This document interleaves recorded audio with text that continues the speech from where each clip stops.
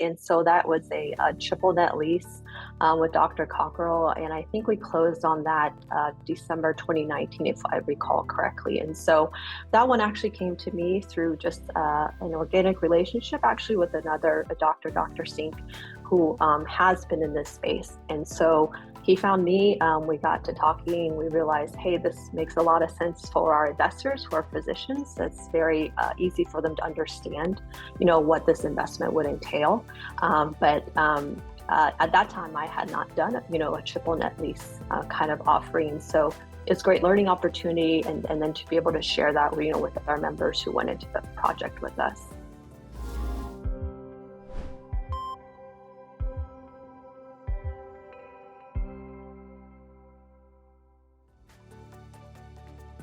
The interview in today's podcast episode is with physician owner Chen. Cherry is an internal medicine hospitalist for her day job and co-founder of The Real Estate Physician, a real estate investment firm.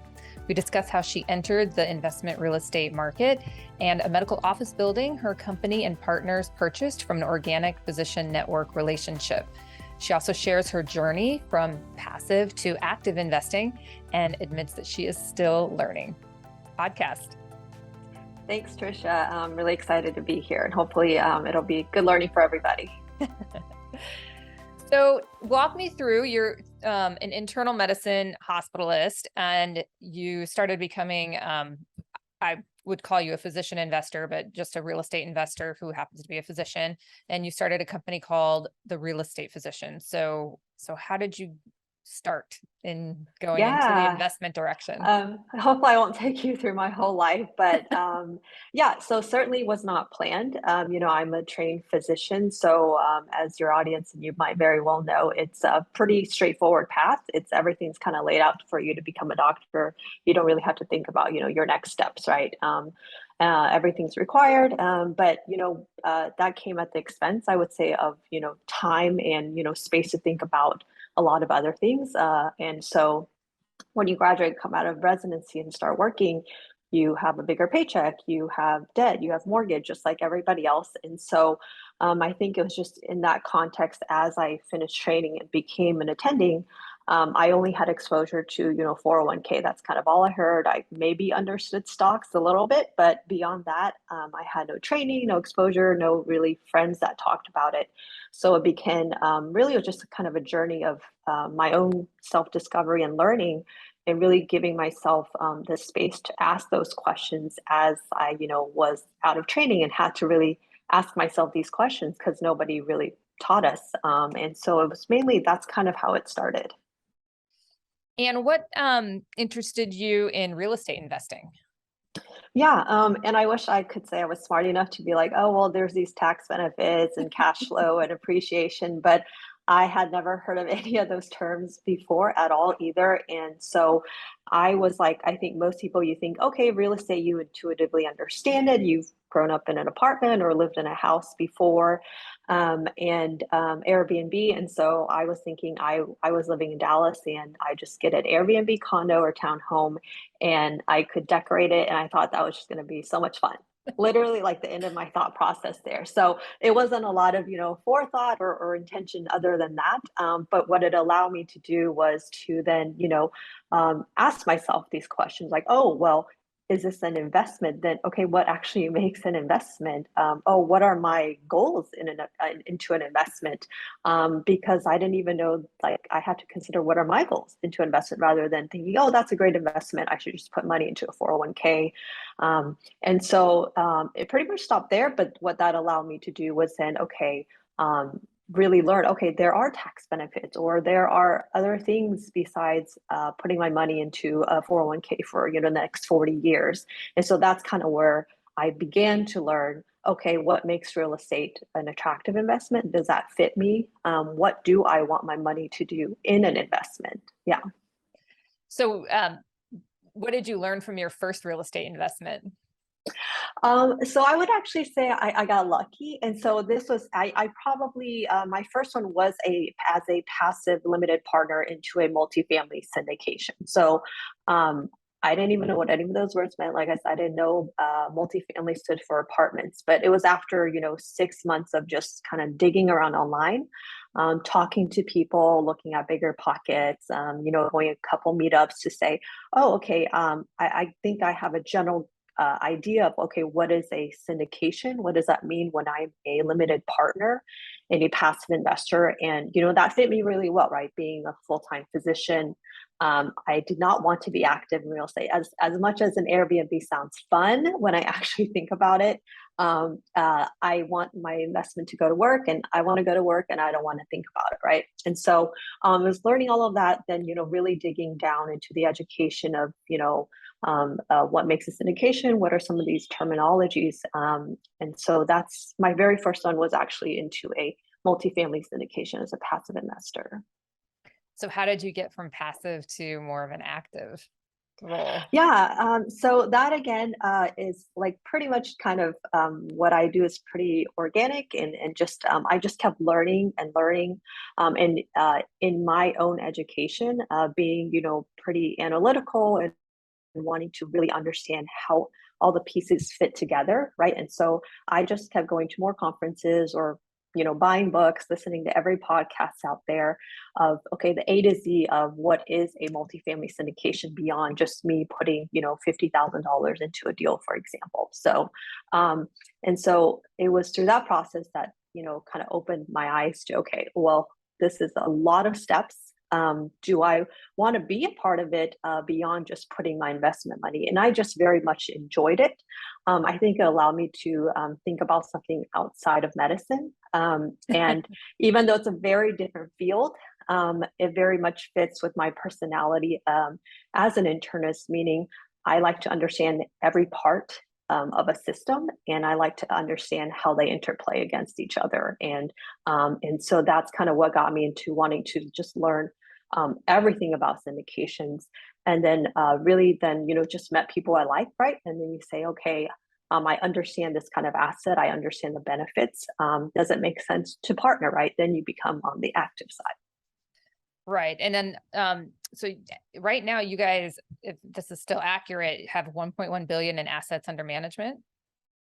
Yeah, and so the company Real Estate Physician was founded in 2018. So and that's through every one of our partnerships into we've done mostly multifamily. We've also done self-storage, a medical office building, and then a mobile home park. So we've done kind of across the spectrum, as well as really distressed assets, more stabilized, or real estate development. And so that is then finding the right partners, getting to know them. And if we think it makes a lot of sense, the numbers work out, then we partner with them and then go into these projects together. So do they typically come to you, or do you find a property and Yeah. then get investors involved?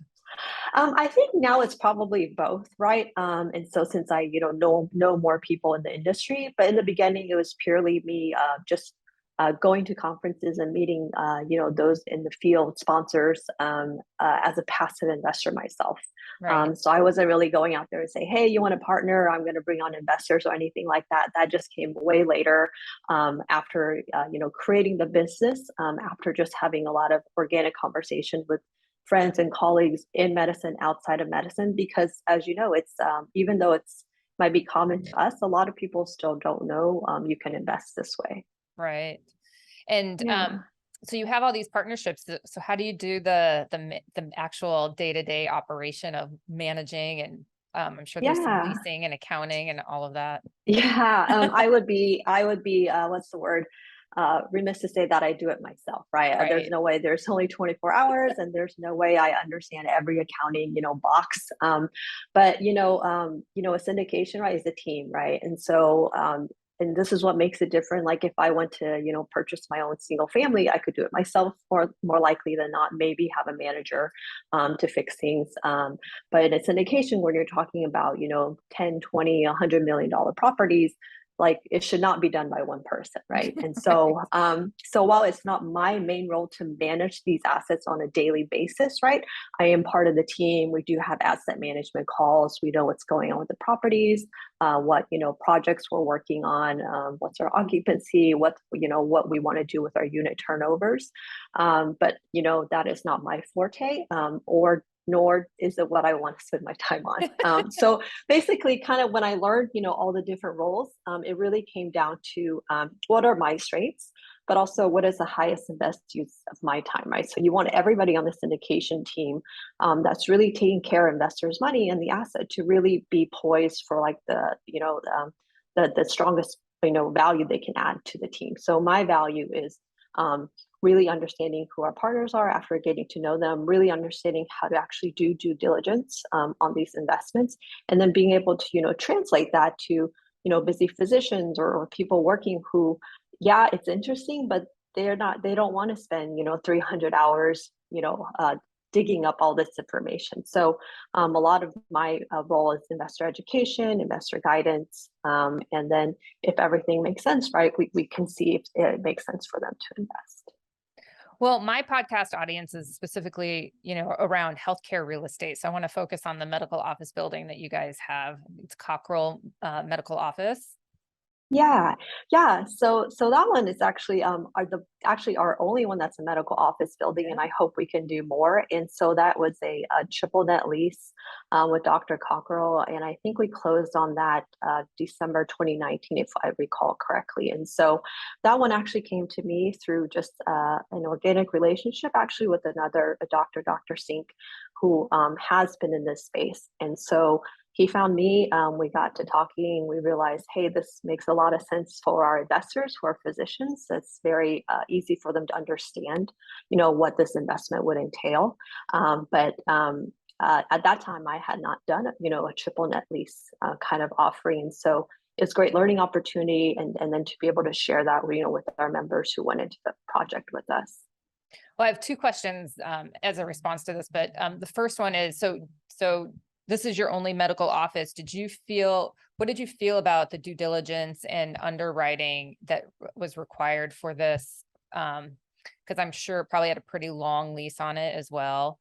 Yeah. But did it need any like common area improvements, or was there anything in due diligence for a medical office property that was not a part of some of the other stuff that So actually no, and so I guess each offering is pretty unique, but the building was actually already owned, and Dr. Cockrell was already running his practice, research, and the way you can structure, which I didn't know, is that it was actually a master lease. So then then as the sponsor or the group, then we don't have to worry about Right. leasing it or finding the tenants. So it was structured in just such a favorable way, where it was a master lease, personal guarantee, triple net lease, medical office building near UT Southwestern. Yeah. And so I was like, check, check, check, check.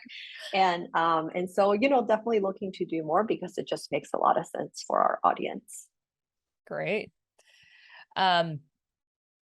So do you feel, so you said, so then the second part of my question, so you mentioned, are a lot of your investors physicians as well?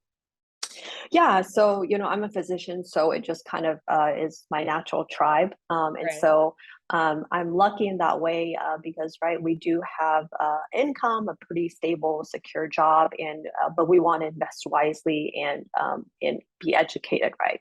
So that's kind of how I've kind of structured the way the group is, in trying to make sure, one, we are informed about our investments, that we know what we're investing into, because there have been also, horror stories, on the other side. We'll share a horror story. Yeah. Oh, well, I mean, yeah, I can share a story of mine, but I just like in general where, physicians are always complaining of advisors coming to them or Oh, right. investing into things and then, not realizing what they invested into afterwards. So I was mainly meaning that, but thankfully I haven't had any terrible horror stories from my investments. But I did have one syndication investment that was multifamily of my own personal one, not that we did as a group. This was before then, where it was just a smaller, older property, and the sponsorship was more fragmented, meaning it wasn't one cohesive team. It had many members, which is good, but it wasn't a cohesive team. And then it being an older property and not having enough scale, being a smaller team, that's kind of where it ran into trouble, where we needed more maintenance, some unexpected capital expenditure things. And so I got distributions for about a year and a half. And then we started having, budget and changing management. Ultimately, the project went on to sell, but I lost about 30%, of my capital in that. So I'll be happy that was a learning experience and not too terrible. Right. Those aren't Yeah. fun. Right. I'm sure it happens to all of us on some level if you invest long enough, but that was one of my earlier ones. Well, I like that, that you talk about having a team, because I feel horrible sometimes. I get these properties that physicians have owned, and they bought them, I think, almost as if it was just like a super quick conversation. Hey, I need to sell my property. It's and they just get excited about investing in commercial real estate.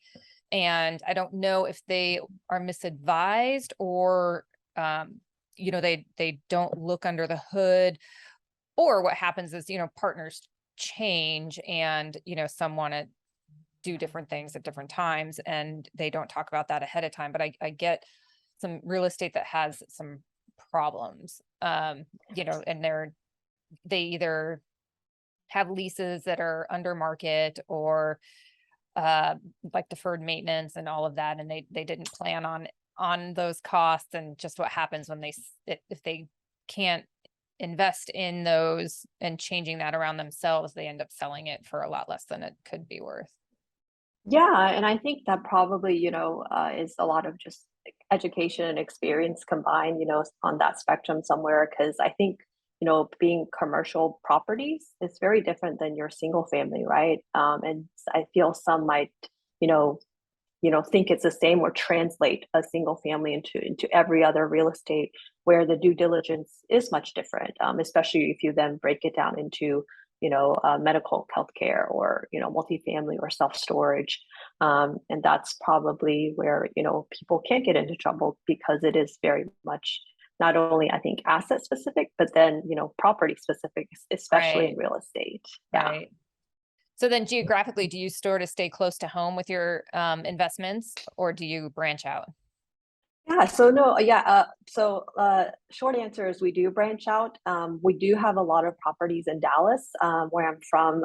That's just, I guess, fortuitously, that Texas markets have been so great. A lot of people and headquarters moving to Dallas, not just Dallas, but Houston, Austin, San Antonio.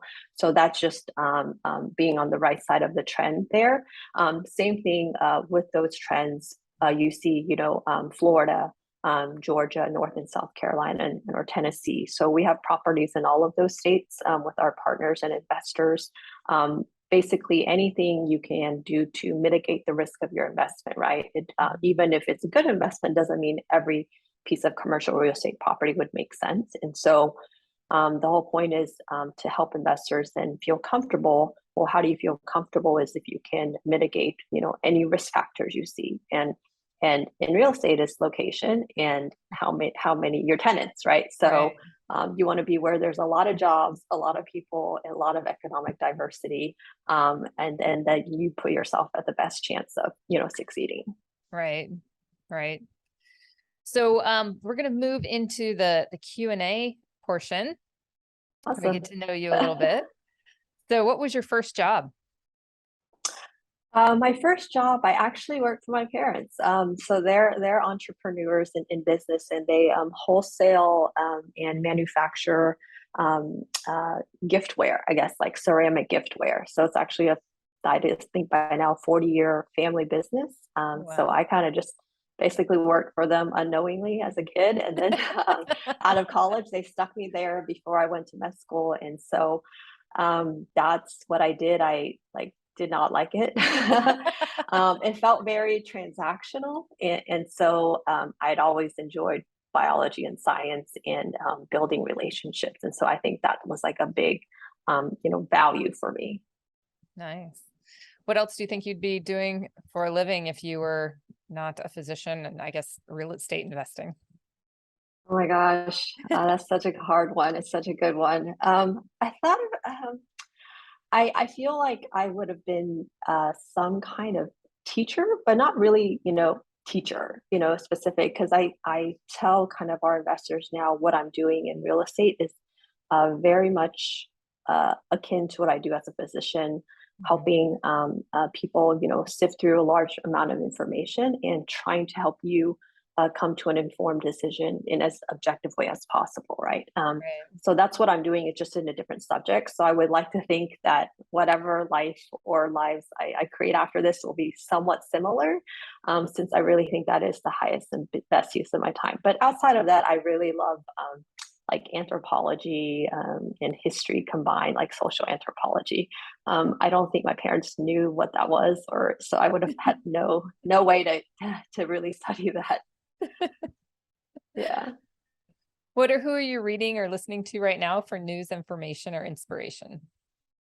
Um, I I do listen to a bunch of podcasts or YouTube, whichever version. And one thing I think as I've invested over the years is really trying to learn better, like macroeconomics, like interest rates, right, and inflation, deflation. Was something that is totally was totally brand new to me. But the more you invest, the more you realize, even though commercial real estate is a great asset, you still have to think about even bigger picture. And so a Mhm. lot of my, continuing education, besides in what we do, is to really, okay, let's expound it, go, further, a bigger, wider circle. So we're operating under a larger system. So I need to understand the larger system of macroeconomics to really then understand, okay, can we weather any changes, or are we really on the side of mitigating risk? And so that's kind of where I've spent a lot of time now, just to further and deepen my knowledge in that. So books or podcasts surrounding that. I'm sure there's a lot right now. Oh yeah, yes, yes. And then really learning how there can be varying perspectives, but there might be some grain of truth to it, even though it might be two totally different points being presented. Right.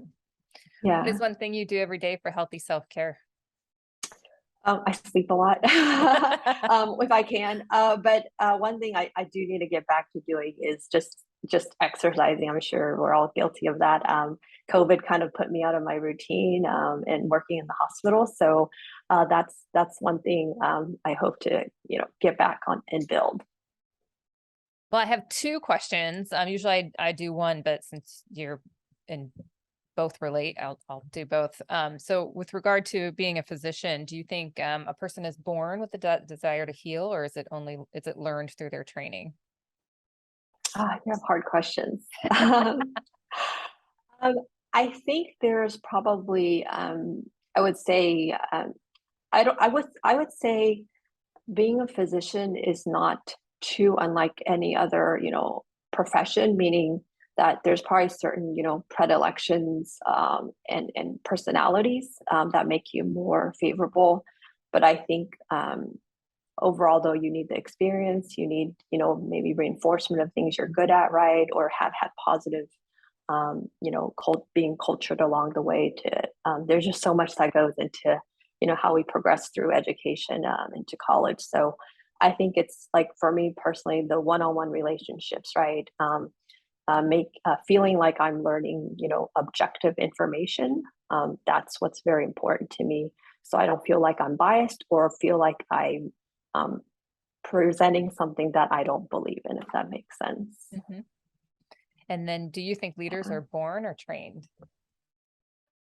That one I would definitely say is trained. If I, yeah, so and that's something I'm working on, honestly, because it's I think, being a physician or whatever profession, if you have a platform, then it becomes more of a responsibility, right? To because if you're sharing information with people, or people are listening or trying to take guidance or advice from you, then you are a leader, right? And so that's not something a lot of times I struggle with, because I want to just be seen as, oh, I'm me. I'm trying to figure out myself too.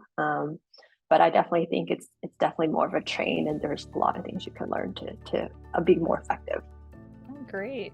Well, thank you, Cherry. This has been a great interview, and I really appreciate your time. Yeah, thank you so much, Trisha.